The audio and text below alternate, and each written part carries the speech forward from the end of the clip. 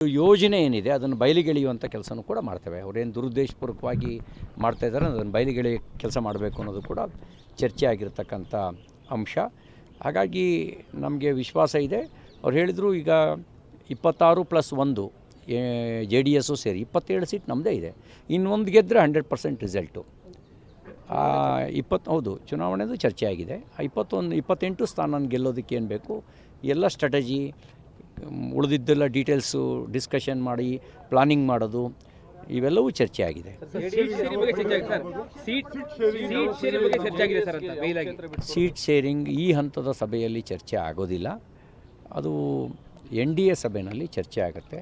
ಇದು ಕೇವಲ ಭಾರತೀಯ ಜನತಾ ಪಾರ್ಟಿಯ ಕೋರ್ ಕಮಿಟಿ ಆಗಿದ್ದ ಕಾರಣಕ್ಕೋಸ್ಕರ ಇಲ್ಲಿ 28 ಲೋಕಸಭಾ ಕ್ಷೇತ್ರಗಳನ್ನು ಗೆಲ್ಲಿಕ್ಕೆ ಬೇಕಾಗಿರ್ತಕ್ಕಂಥ ಯೋಜನೆ ನಮ್ಮ ಪಾಸಿಟಿವ್ ಸಂಗತಿಗಳೇನಿದ್ದಾವೆ, ನಮಗೆ ನಮ್ಮ ವಿರೋಧಿಗಳ ದೌರ್ಬಲ್ಯ ಏನಿದೆ, ಅವ್ರದ್ದೇನು ಸಾಮರ್ಥ್ಯ ಇದೆ, ಇವೆಲ್ಲವೂ ಚರ್ಚೆ ನಡೆಸಿದ್ದಾರೆ.